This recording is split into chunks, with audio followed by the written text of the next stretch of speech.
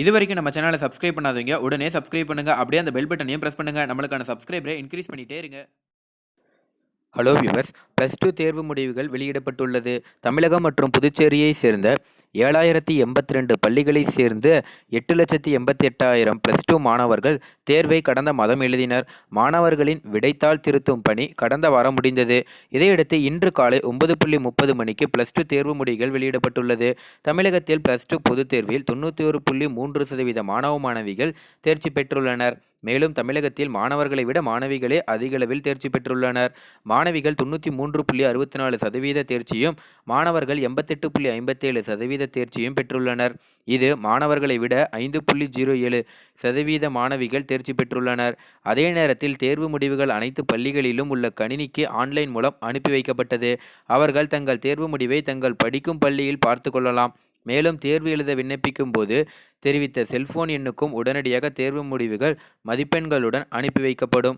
அதே போல் பார்த்தீங்கன்னா +2 தேர்வை தனித் தேர்வாளர்களாக தேர்வு எழுதிய மாணவர்களுக்கும் ஆன்லைனில் விண்ணப்பித்தல் கொடுத்த செல்போன் எண்ணுக்கு உடனடியாக பார்த்தீங்கன்னா தேர்வு முடிவுகள் எல்லாமே SMS மூலம் அனுப்பி வைக்கப்பட்டது.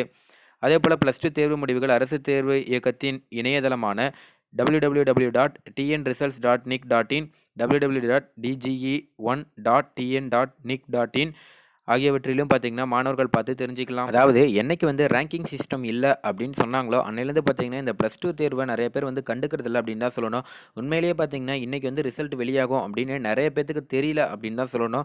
ஏன்னா முன்னெல்லாம் 1200 அப்படிங்கிற மாதிரி மார்க் வச்சுருந்தாங்க. ஆனால் இப்போலாம் பார்த்தீங்கன்னா 600 மார்க்கு அதை ஏதோ கன்வெர்ட் பண்ணி தான் பார்த்தீங்கன்னா வச்சுட்டு இருக்காங்க. ஸோ இப்படி இருக்க நிலையில தான் பார்த்தீங்கன்னா முதல் ரேங்க் யார், ஃபஸ்ட் ரேங்க் யார், செகண்ட் ரேங்க் யார் அப்படிங்கிறது நம்மளால் தெரிஞ்சிக்க முடியல.